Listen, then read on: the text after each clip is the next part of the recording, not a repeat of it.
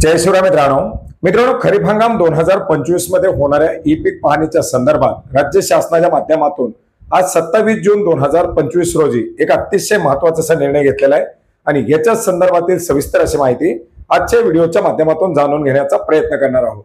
मित्रांनो, राज्यामध्ये केंद्र शासनाच्या माध्यमातून निर्धारित करण्यात आलेल्या DCS अर्थात डिजिटल क्रॉप सर्व्हेअर ऍप्लिकेशनच्या माध्यमातून ई पीक पाहणी केली जात आहे। मित्रांनो, एकंदरीत आपण जर पाहिलं तर केंद्र शासनाच्या माध्यमातून ॲग्रीस्टेक योजना आणण्यात आलेली आहे।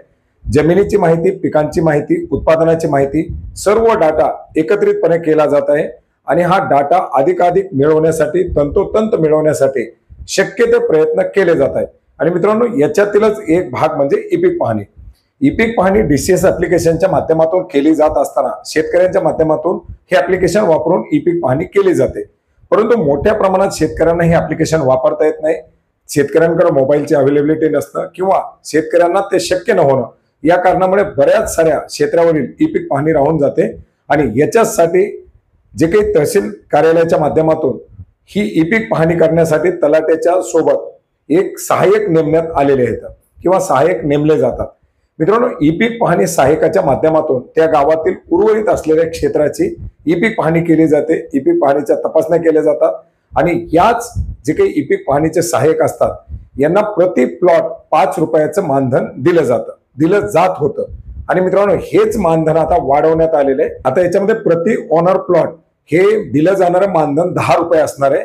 एकल पिकं जे असतील, आता समजा एखाद्या क्षेत्रामध्ये फक्त सोयाबीन या पिकाचीच ई पीक पाहणी केली तर त्या प्लॉटसाठी सहायकाला 10 रुपयाचं मानधन दिलं जाणार आहे।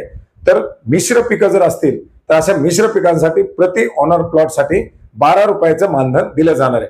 तर मित्रांनो, सहायकाच्या माध्यमातून होणारी ई पीक पाहणी ही सुद्धा अतिशय महत्त्वाची, कारण निम्म्यापेक्षा जास्त शेतकऱ्यांना ही ई पीक पाहणी करता येत नाही आणि या सहायकाच्या मदतीनं या ई पीक पाहण्या पूर्ण होतात आणि साहजिकच शेतकऱ्यांना देखील याचा मोठा फायदा होतो आणि शासनाला देखील आता याच्या माध्यमातून डाटा मिळणार आहे।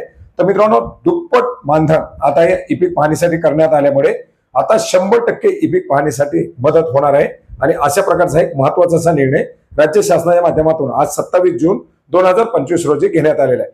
मित्रांनो, हा GR आपण डिस्क्रिप्शन बॉक्स मध्ये दिलेल्या लिंक वरती पाहू शकता किंवा महाराष्ट्र.gov.in या संकेतस्थळावर देखील उपलब्ध आहे। धन्यवाद।